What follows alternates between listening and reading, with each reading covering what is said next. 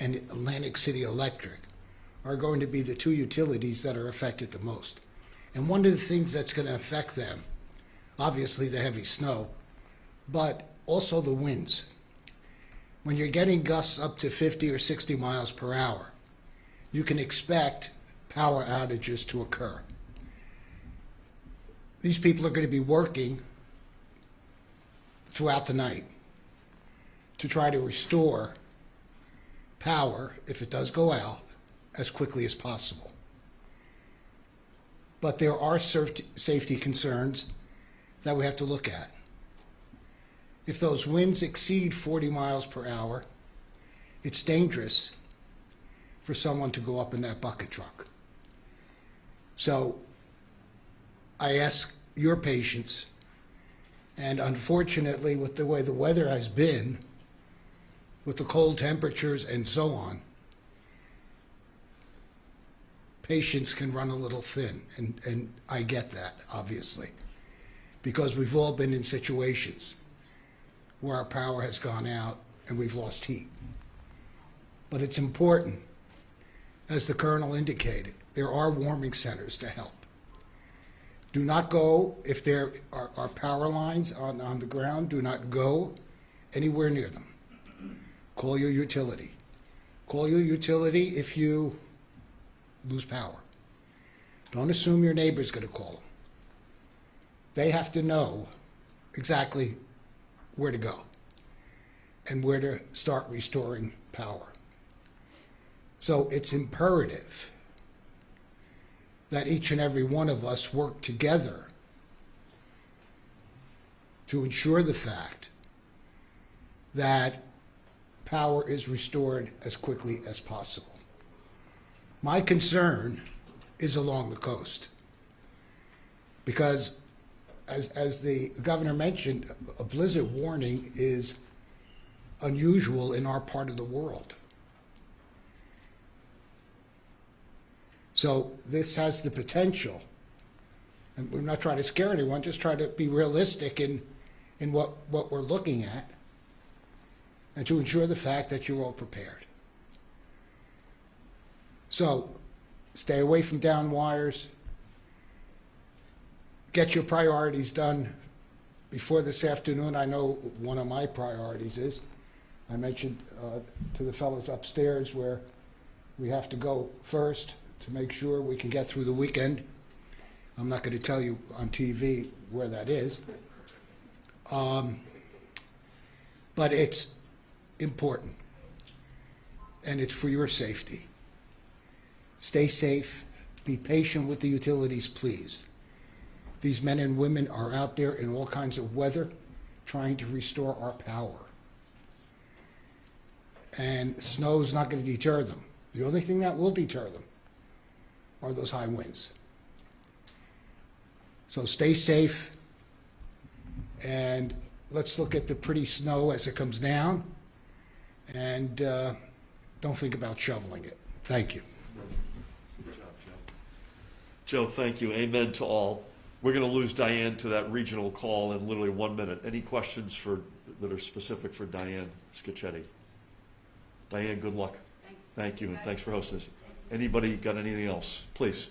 Governor, are you advising businesses, particularly in the eastern half of the state, to shut down to help both employees and to not tempt people to go out of their home? Yeah, I mean, I think people should use, whether it's a business or an individual, they should use their common sense. I think you're okay until sort of late afternoon, although we are taking the step to close the state offices at 3 p.m., as I mentioned. But this is coming in a little bit earlier than we had thought yesterday. So I would say if you can stay home, if you can not open your business between sort of late afternoon today into Sunday morning, that's probably the smart thing to do. Can you also speak to what the procedure should be for someone who finds themselves without power and trouble, perhaps someone with a breathing device at home, or how do they communicate that they need priority rescue help? Pat, I'll have you come in here and give me your best thoughts on which number or which website. After Sandy, we have that Register Ready site, which is whether it's a ventilator, any type of medical equipment. And that's how our service providers know how to prioritize those individual residents in New Jersey, and that's a key piece. RegisterReady.nj, if I'm not mistaken. If you just Google Register Ready New Jersey, it'll come up. Okay, and if I could just add Please. something to that, if I may. As Pat said, the utilities know because people have registered. If someone's on a breathing machine or something of that sort, that should be on the list of their utility provider. So they will be the first people to be taken care of, just as hospitals and nursing homes and things of that sort. But it's important, and this is a very important point, and I'm so happy you asked the question. If you have anyone in your home who's on any kind of mechanical device, it's vitally important that your utility company is aware of that.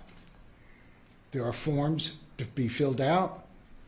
There may be certification from a medical professional and so on, but it's important that they know that somebody in that home, if the power goes out, is in danger. So, great question. Thank you. And thank you, sir. Thank you. Others? Governor, off topic? Not really. How often? On the excluded New Jerseyans. Yes. Governor, why was the excluded New Jersey? I heard you laugh, Matt. There'll be a test as to how off topics become over time, I guess. Why was the fund not increased, and why was the application period only extended 1 month through the end of February? It's increased to the extent we can find the federal monies. This is a huge step for those folks who have been previously excluded or who have been frustrated by the much more onerous federal process. We've got a lot more flexibility with the American Rescue Plan money, and God willing, that'll get money on the street a lot faster. We've said it's extended till the end of February or until we hit the $40 million disbursement, whichever comes first. I say that with some amount of confidence because this is a much more fluid, easier to manage process than the CARES money, the prior federal buckets were. You good? Listen, I just would conclude with this. This one is a big one. And we could be wrong, but I don't think we are wrong. I think the confidence from the National Weather Service in the forecasting is very high on this.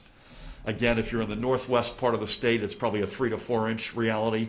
If you start coming down, it goes up to 6 to 8, 8 to 12, 12 to 18 along the shore counties.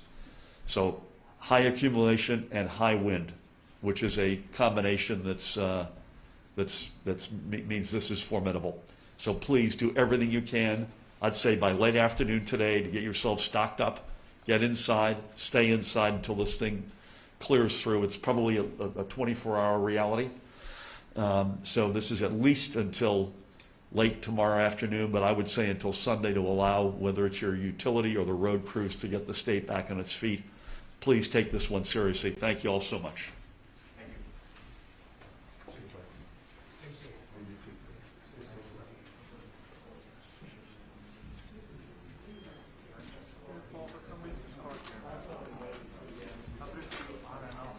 I did that, but I couldn't do it once it started. Right. How about if you take the battery out? You turn it on and off, it doesn't even shut off. And I was thinking outside, it's a card, right? So